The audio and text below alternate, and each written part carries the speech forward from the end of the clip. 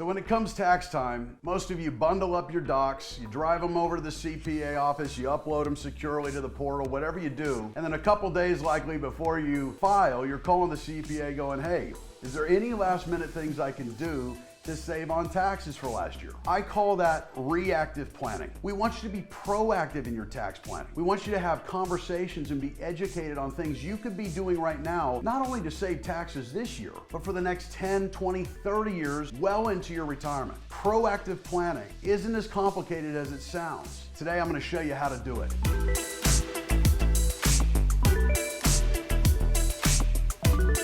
Hey everybody, Chris Heerlein here, partner at REAP Financial, host of Retire Ready TV on KXAN, and host of the Wealth Radio Show on News Radio KLBJ, 590 AM here in Austin. Tune in with me every Saturday, 1 p.m. to stay on top of the latest. Now let's dive in. What is proactive versus reactive tax planning? There's a huge difference, huge chasm between these two. Reactive planning means last minute, what can I do to save on taxes last year? Meaning things like you can make an IRA contribution before April 15th. You make an HSA contribution. You know, those are the type of things that you can do last minute to maybe save a little bit on your taxes. But that's where most people stop. And I want to be clear, most CPAs are not in a position where they're going to talk about proactive strategies. They're busy and their job is to report your history, what you give them. So proactive planning means things like, what is the money in your investments that you're paying tax on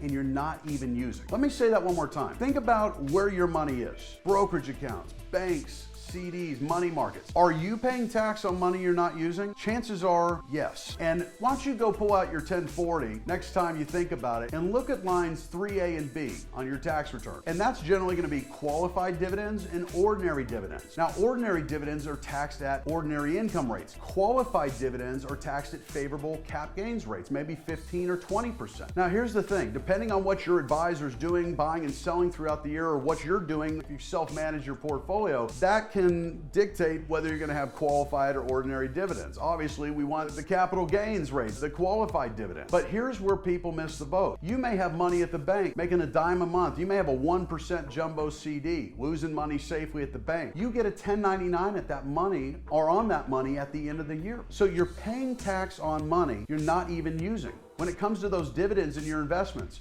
most of you that are working, you're just reinvesting those dividends, but you're having to pay tax on that money. So consider, if you like dividend stocks or income producing investments, maybe you hold those in a type of an account, maybe an IRA, a 401k, where those dividends don't show up on your 1040. They grow tax deferred. And with many of the successful families we work with, you'll come in, you'll have $20,000, $30,000, $40,000 a year of ordinary qualified dividends on your return. And with a couple quarter turns, you could get that right off and save thousands, if not tens of thousands of dollars in taxes each year, just by that one little move. For those of you that are retired, you need to consider Social Security taxes. Up to 85% of your Social Security benefit for most of you is taxable. Do you understand that you can get your Social Security tax-free? You have to position your portfolio in a way, though, that you're in control of the income being generated. And think about it. If you have Social Security coming in, you may be in a 12, a 22, a 24% bracket, and you're giving a substantial amount back to the government every year. What if you could tailor your investments in a way that gets your income down under particular limits, that you're keeping more of your Social Security? There's zero tax on Social Security. If you go low enough, there's 50% of the benefit that's taxed, and then for most of you, 85% of the benefit is taxed at your marginal rate. These are just two examples of how you could take a proactive step, keep